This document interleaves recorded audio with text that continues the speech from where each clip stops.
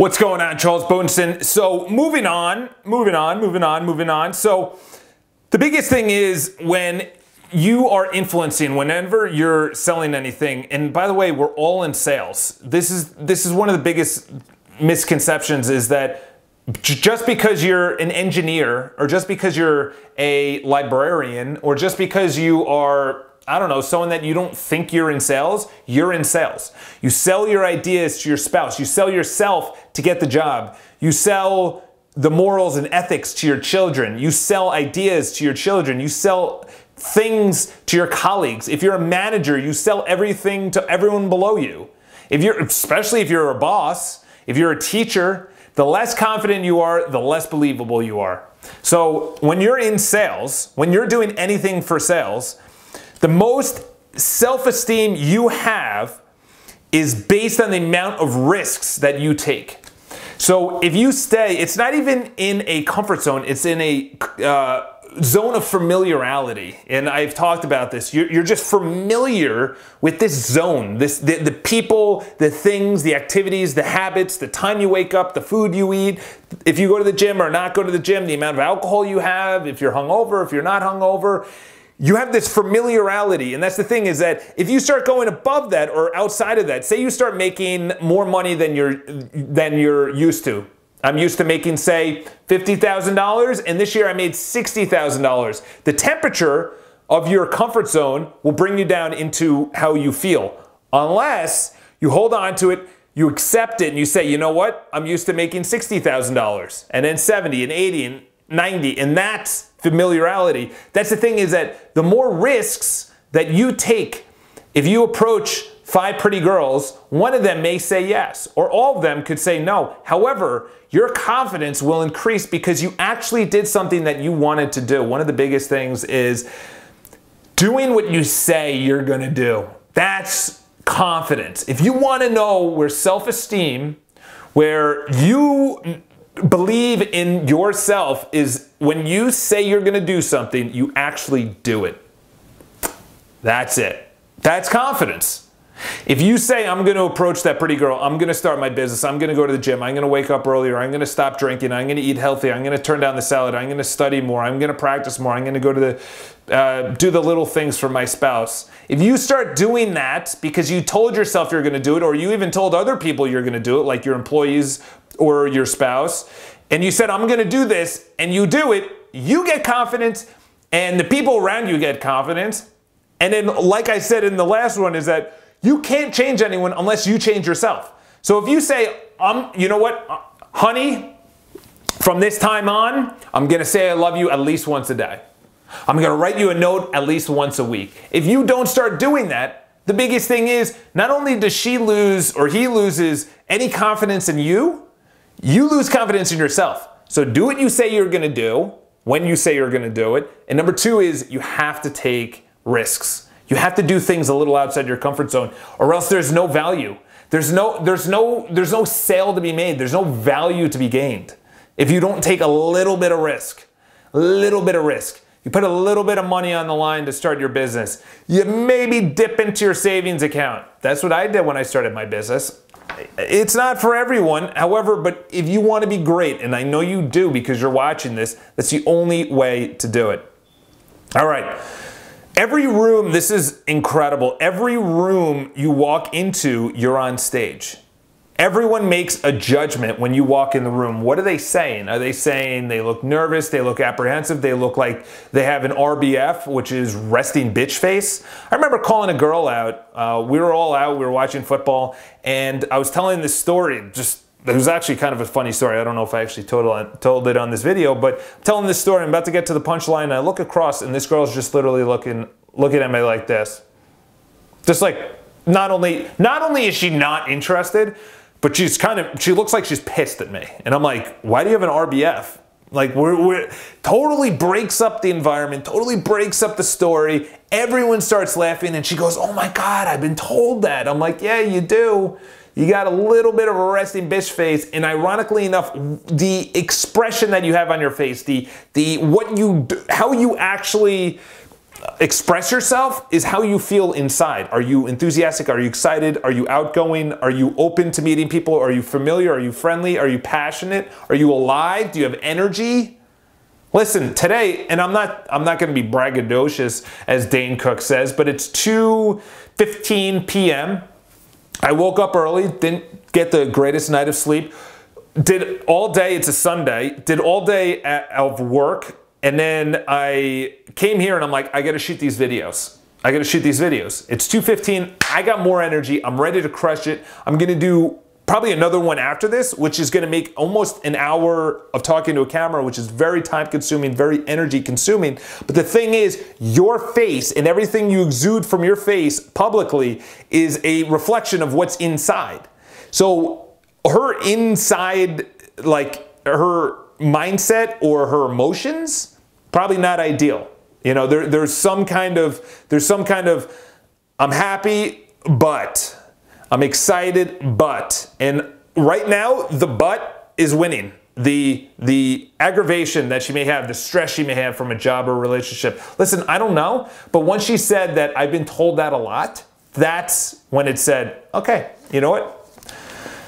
You need to exude the confidence, fake it till you make it. That's what I did.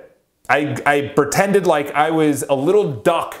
The duck is going across the water like this, except really underneath, you didn't see that, but I was panicking when I first started my business.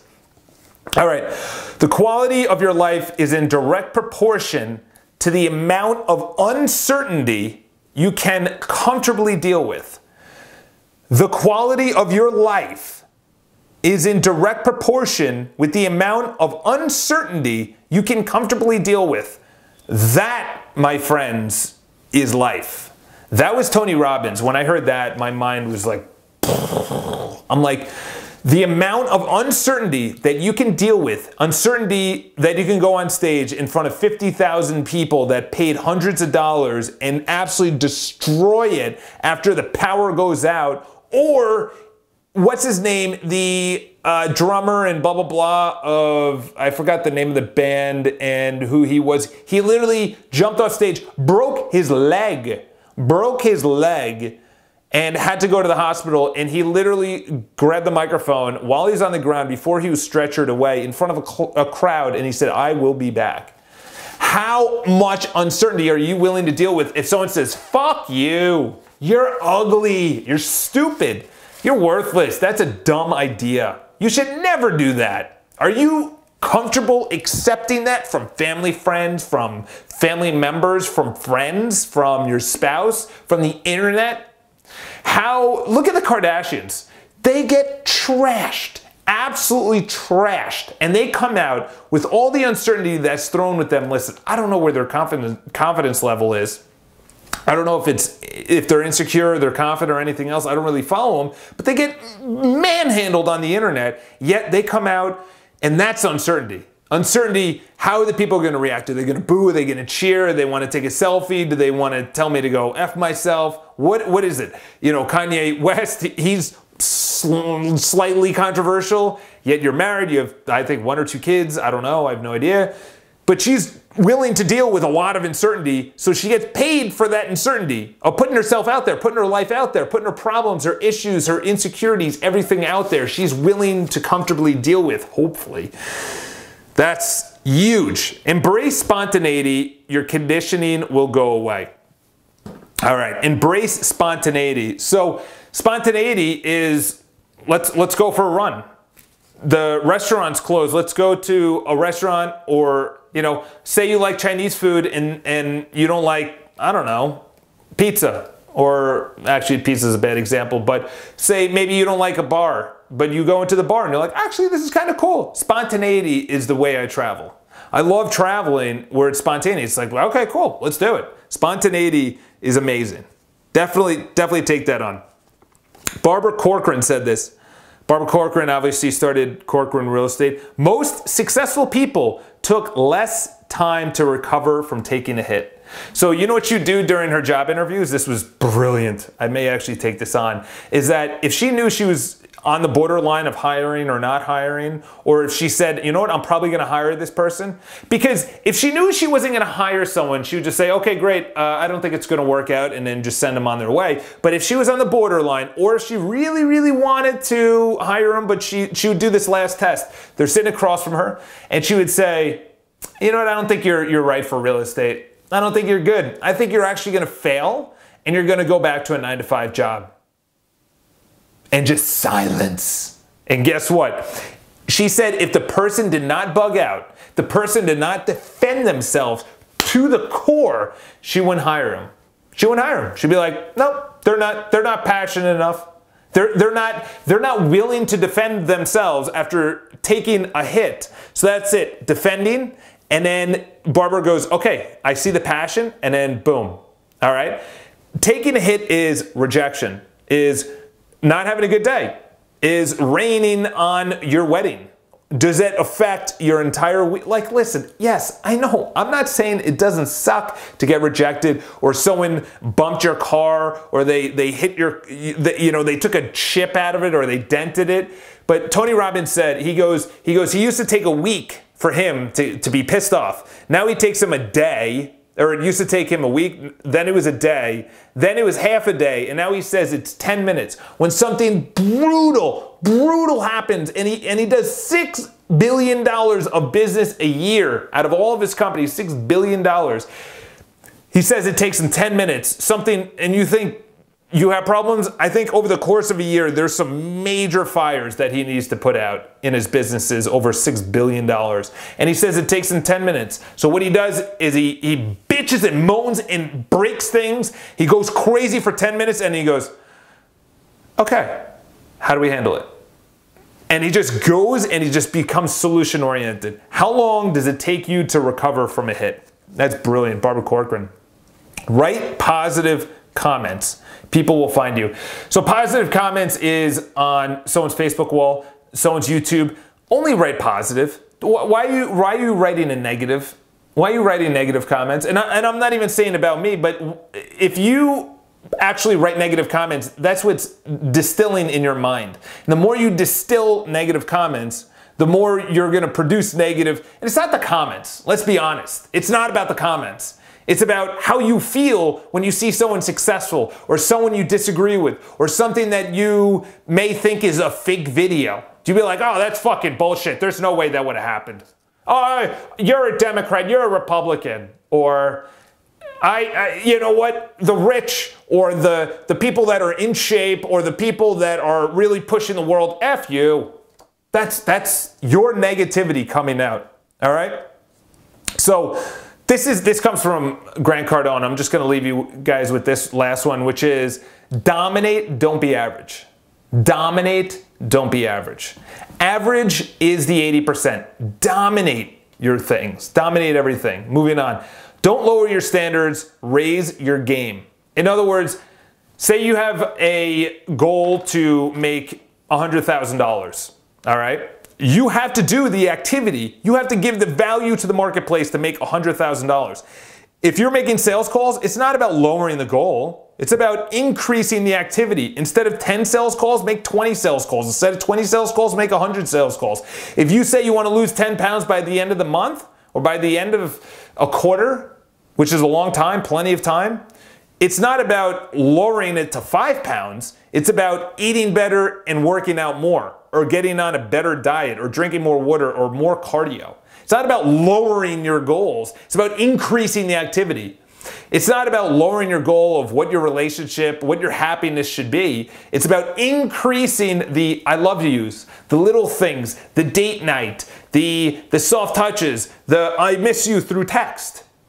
Increase that. It's not about, oh, okay, you know, this is how it's going to be. This is my relationship. This is my health. This is my wealth. This is just like my life. No. Do something about it. You are the creator of your life.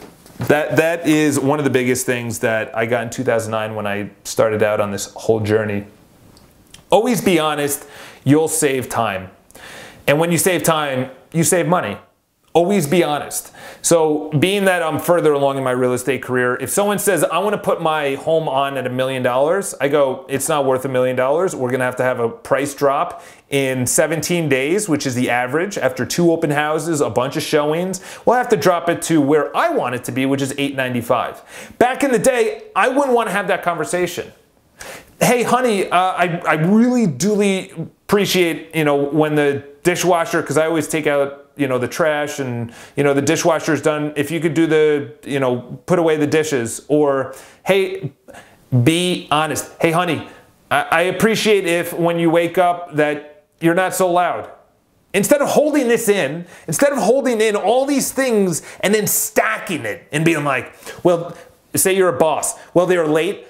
They didn't do good on their project. The project sucked. They weren't a good presenter of the project. And then hitting them with 4 things, just say, hey, listen, just wanted to throw it out there. You were a little bit late today. It's fine, not a big deal.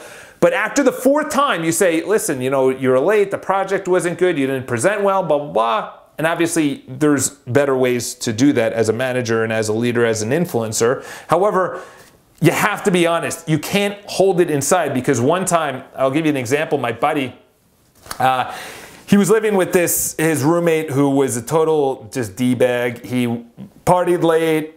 He didn't clean up. He just was a total nightmare as a roommate. And my buddy held this in for a year.